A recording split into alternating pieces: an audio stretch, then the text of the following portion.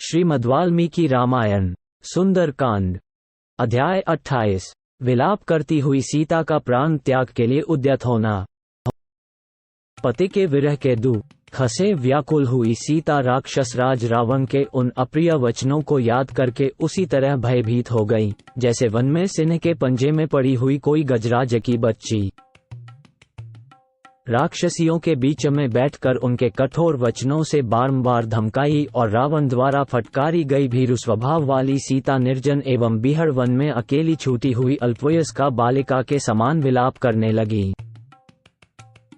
वे बोली, संत जन लोक में ये बात ठीक ही कहते हैं कि बिना समय आए किसी की मृत्यु नहीं होती, तभी तो इस प्रकार धमकाई जाने पर भी मैं पुण्यहीना नारी क्षण भर भी जीवित रह पाती हूँ। मेरा ये हृदय सुख से रहित और अनेक प्रकार के दुख खून से भरा होने पर भी निश्चय ही अत्यंत दृढ़ है। इसीलिए वज्र के मारे हुए पर्वत शिखर की भांति आज इसके सहस्रों टुकड़े नहीं हो जाते। मैं इस दुष्ट रावण के हाथ से मारी जाने वाली हूँ, इसलिए यहाँ आत्मघात करने से भी मुझे कोई दोष नहीं लग सकता। कुछ भी हो, जैसे द्विज किसी शूद्र को वेद मंत्र का उपदेश नहीं देता, उसी प्रकार मैं भी इस निशाचर को अपने हृदय का अनुराग नहीं दे सकती। हाय, लोकनाथ भगवान श्री राम के आने से पहले ही ये दुष्ट राक्षस राज निश्चय ही अपने तीखे शस्त्रों से मेरे अंगों के शीघ्र ही टुकड़े टुकड़े कर डालेगा। ठीक वैसे ही जैसे शल्य चिकित्सक किसी विशेष अवस्था में गर्भस्थ शिशु के टूक टूक कर देता है, अथवा जैसे इंद्र ने दिति के गर्भ में स्थित शिशु के 49 टुकड़े कर डाले थे। मैं बड़ी दुखिया हूँ। दुख की बात है कि मेरी अवधि के ये 2 महीने भी जल्दी ही समाप्त हो जाएंगे। राजा के कारागार में कैद हुए और रात्रि के अंत में फांसी की सजा पाने वाले अपराधी चोर की जो दशा होती है, वही मेरी भी है। हा राम, हा लक्ष्मण, हा सुमित्रे, हा श्री राम जननी कौशल्य और हा मेरी माताओं, जिस प्रकार बवंड में पड़ी हुई नौक महासागर में डूब जाती है, उसी प्रकार आज मैं मंदभागिनी सीता प्राण संकट की दशा में पड़ी हुई हूँ। निश्चय ही उस मृगरूपधारी जीव ने मेरे कारण उन दोनों वेगशाली राजकुमारों को मार डाला होगा। जैसे 2 श्रेष्ठ सिंह बिजली से मार दिए जाए, वही दशा उन दोनों भाइयों की हुई होगी। अवश्य ही उस समय काल ने ही मृग का रूप धारण करके मुझ मंदभागिनी को लुभाया था, जिससे प्रभावित हो मुझ मूढ़ नारी ने उन दोनों आर्यपुत्रों श्री राम और लक्ष्मण को उसके पीछे भेज दिया था।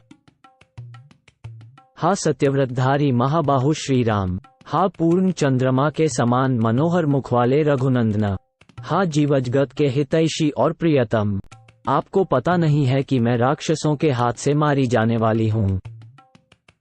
मेरी यह अनन्योपासना, क्षमा, भूमिशयन, धर्म संबंधी नियमों का पालन और पतिव्रत प्रायणता, ये सब के सब कृतघ्नों के प्रति किए गए मनुष्यों के उपकार की भांति निष्फल हो गए।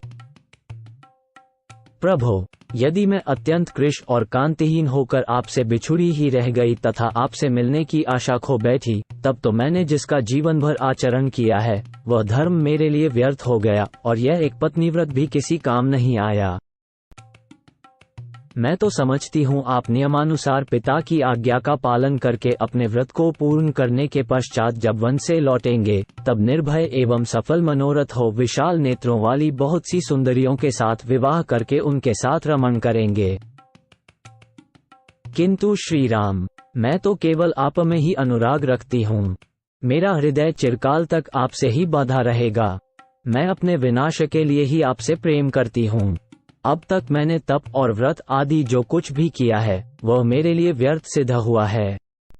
उस अभीष्ट फल को न देने वाले धर्म का आचरण करके अब मुझे अपने प्राणों का परित्याग करना पड़ेगा। अतः मुझ मंदभागिनी को धिक्कार है। मैं शीघ्र ही किसी तीखे शस्त्र अथवा विष से अपने प्राण त्याग दूंगी, परंतु इस राक्षस के यहाँ मुझे कोई विष या शस्त्र देने वाला भी नहीं है। शोक से संतप्त हुई सीता ने इसी प्रकार बहुत कुछ विचार करके अपनी चोटी को पकड़कर निश्चय किया कि मैं शीघ्र ही इस चोटी से फांसी लगाकर यमलोक में पहुंच जाऊंगी। सीता जी के सभी अंग बड़े कोमल थे। वे उस अशोक वृक्ष के निकट उसकी शाखा पकड़कर खड़ी हो गईं। इस प्रकार प्राण त्याग के लिए उद्यत हो जब वे श्री राम, लक्ष्मण और अपने कुल के विषय में विचार करने लगी, उस समय शुभांगी सीता के समक्ष ऐसे बहुत से लोक प्रसिद्ध श्रेष्ठ शकुन प्रकट हुए, जो शोक की निवृत्ति करने वाले और उन्हें ढाढ़स बंधाने वाले थे। उन शकुनों का दर्शन और उनके शुभ फलों का अनुभव उन्हें पहले भी हो चुका था।